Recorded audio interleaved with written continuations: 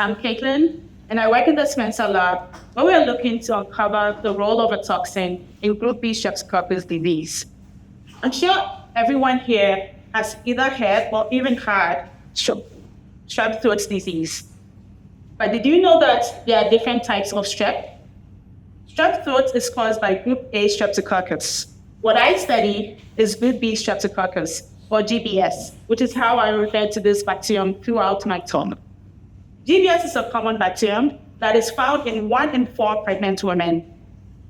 And even though it's not harmful to these pregnant women, it can actually cause devastating consequences in pregnancy and during delivery. GBS is linked with 46,000 stillbirths, and it is estimated that 91 newborns die globally every year from GBS disease. That is 250 babies are lost a day.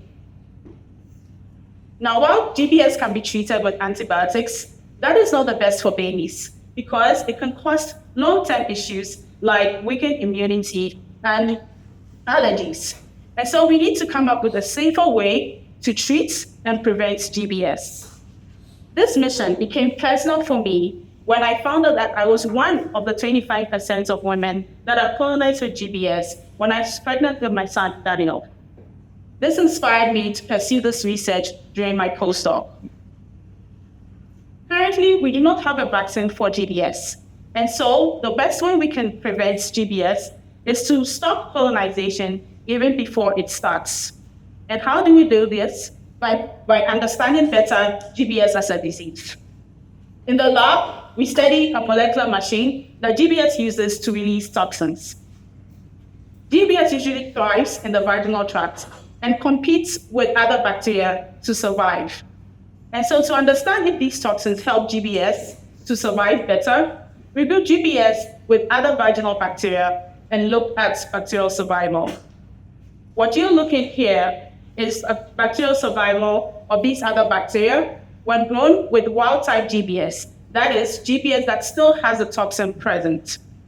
And also growing with a mutant strain, which is GBS that does not have the toxin. What we found was that without the toxin, these other bacteria grow better than when the toxin is present. This suggests that GBS uses this toxin as a way to outcompete these other bacteria and establish dominance in its environment. So now we know this. The toxin helps GBS to survive or thrive in the mother. What happens when GBS and the toxin then enters into the baby? Can it cause disease? So to understand better if this toxin can cause disease, we infected adult mice with GBS and monitored them over 2 days. We looked at clinical symptoms and to determine disease severity, and this is what we found. Mice that were given wild-type bacteria, that is, GBS has the toxin present, had similar clinical symptoms as those that were given the mutants without the toxin present. For example, if you look at the orange and red bars, which represent high and critical symptoms, we see that the similar number of mice died as in both groups.